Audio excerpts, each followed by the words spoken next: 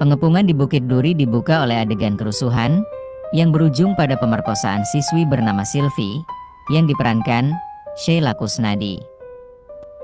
Meski mengharapkan sesosok pahlawan tiba-tiba hadir menjadi penyelamat, tapi tak satupun pahlawan datang.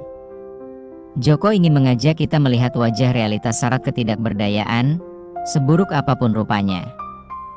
Latarnya adalah Indonesia versi alternatif di tahun 2027, selang 16 tahun pasca kerusuhan di atas, yang serupa dengan peristiwa 1998 di kehidupan nyata. Masyarakat terbelah oleh rasisme terhadap etnis Cina yang dinormalisasi.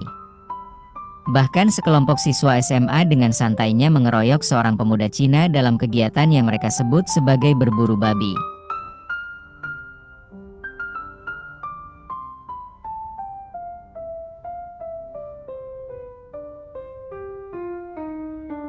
Tata suara atmosferik turut membantu terciptanya suasana mencekam di dunia distopia tersebut. Joko pun kembali membuktikan kepiawaian memilah musik, kala menyatukan lagu dari nama-nama seperti Tony Merle dan Negative Lovers, yang seolah menyuarakan betapa kelam hati masyarakat, terutama kaum marginal yang terpaksa hidup di dunia film ini. Lalu kita bertemu dengan sang protagonis, Edwin, diperankan Morgan Ai, adik dari Sylvie yang setelah dewasa memilih profesi sebagai guru. Dia baru saja ditunjuk menjadi guru pengganti di SMA Bukit Duri, yang khusus menangani murid-murid bermasalah. Tapi Edwin punya misi rahasia, yakni mencari anak Sylvie yang telah bertahun-tahun tak diketahui keberadaannya. Edwin curiga bahwa Kristo, diperankan Andy Arfian, adalah anak yang ia cari.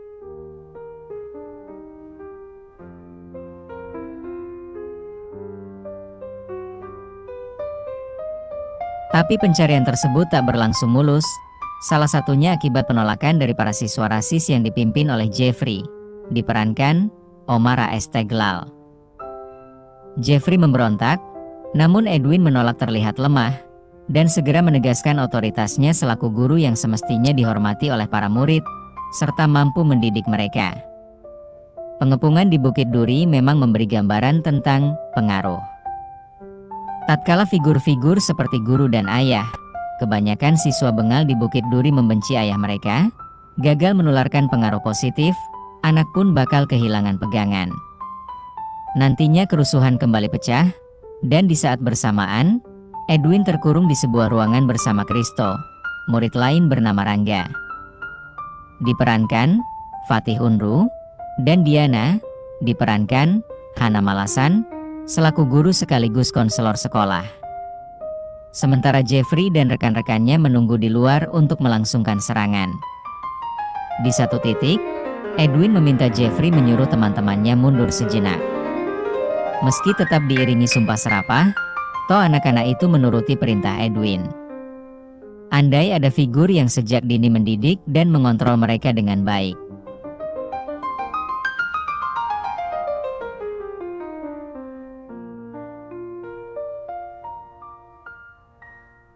Joko menolak bermain aman dengan sekadar menyusun filmnya, dengan peristiwa-peristiwa yang bertujuan menyulut amarah.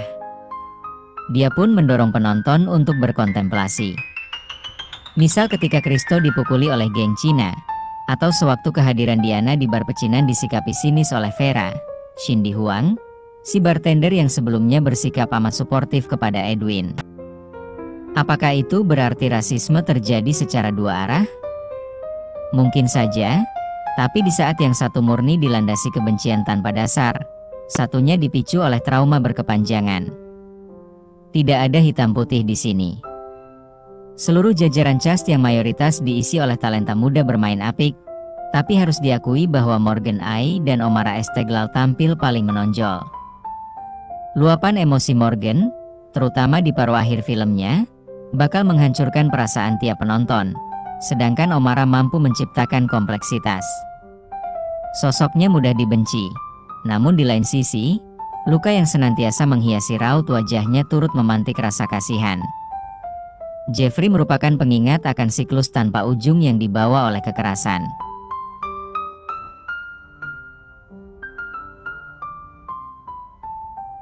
Satu karakter lagi yang menarik perhatian adalah Kristo, si murid jago lukis.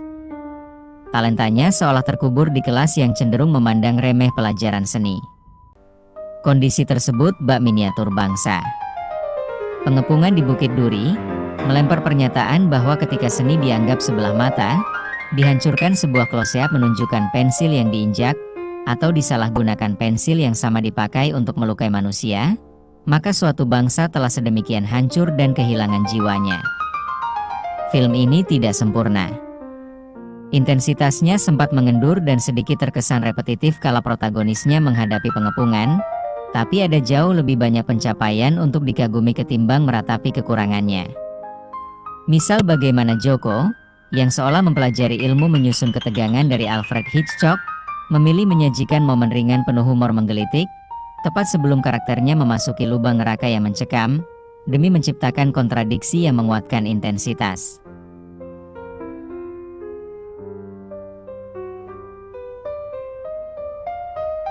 Tapi pencapaian terbesar Joko di sini adalah terkait penyutradaraan.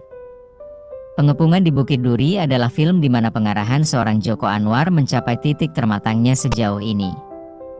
Dibantu oleh tata kamera olahan Ical Tanjung, yang bergerak begitu dinamis tanpa batasan, Joko mampu menjaga supaya banyaknya kuantitas adegan aksi, tidak kemudian melahirkan banyak momen serba tanggung dan canggung. Jika boleh sedikit menyederhanakan, babak ketiga film ini ibarat The Raid versi perkelahian jalanan, tanpa keindahan gerak silat.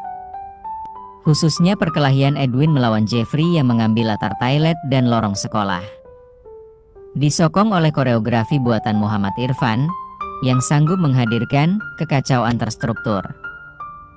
Kedua karakter bertarung habis-habisan, saling serang memakai barang apapun yang bisa digapai. Begitu banyak hal terjadi, begitu banyak poin hendak disampaikan, begitu banyak pula individu dari beragam latar belakang yang terlibat dalam kisahnya. Tapi coba perhatikan, dari sekian banyak individu, ada satu pihak yang tak pernah menampakkan batang hidungnya, pemerintah. Joko memberikan pernyataan lantang mengenai kegagalan pemerintah bukan dengan menunjukkan, tapi dengan meniadakan. Pengepungan di Bukit Duri dapat memicu trauma karena elemen kekerasan dan ketegangan rasial di dalamnya. Eksekusi film ini juga mengejawantahkan gaya khas Joko Anwar, terutama ketika melontarkan komentar sosial dengan balutan thriller yang brutal. Signature style itu kian kentara saat memasuki pertengahan cerita.